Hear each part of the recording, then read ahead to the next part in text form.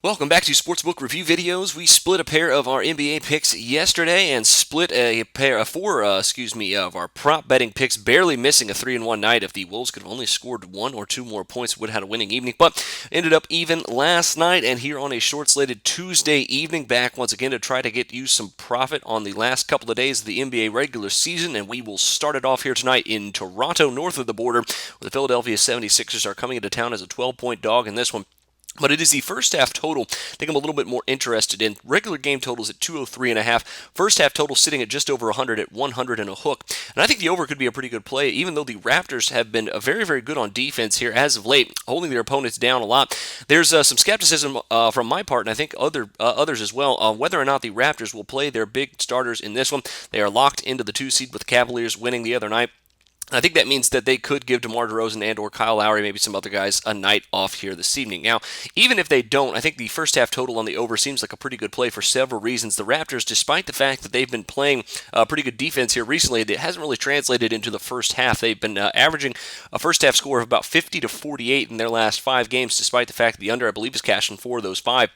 The Sixers on the road this season giving up about 56 points for first half. I think the over could be a pretty good play, especially if the Raptors sit out DeRozan and Lowry, maybe one or both of them. I think that could lead to the Raptors playing a little bit more free-flowing style, faster pace as well. Not a whole lot of half-court offense with those guys off the court, so really might not have no choice but to push the pace. The Sixers also probably going to push the pace a little bit as well.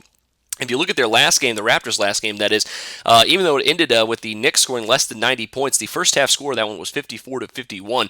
So I think that with that being said, I think the precedent is there to take the over here in the first half between these two teams, especially if those guys sit out. I think it could help out a little bit with the pace speeding up in this one. Now, the Thunder and the Spurs are another game. Both teams locked into their playoff seeding, so remains to be seen whether or not any of these stars will be playing in this game or not. The Spurs come in anywhere between a 6 and an 8-point favorite in this one in the NBA odds, but once again, it is the total that I am taking a look at here, 204 and a hook or 204 even, depending on which one you're looking at. Actually, the Spurs have now gone up to 9-point favorites since I looked at that last, so they're slowly climbing, but I think the over here is actually a little bit better of a play, much safer of a play as well heading into this one. If these two teams rest their players, that could really affect the Spurs defense.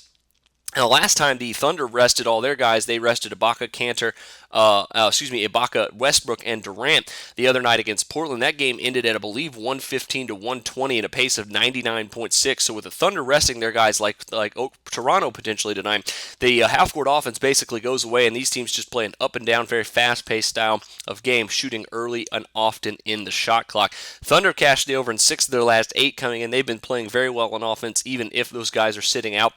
So a meaningless game between these two teams.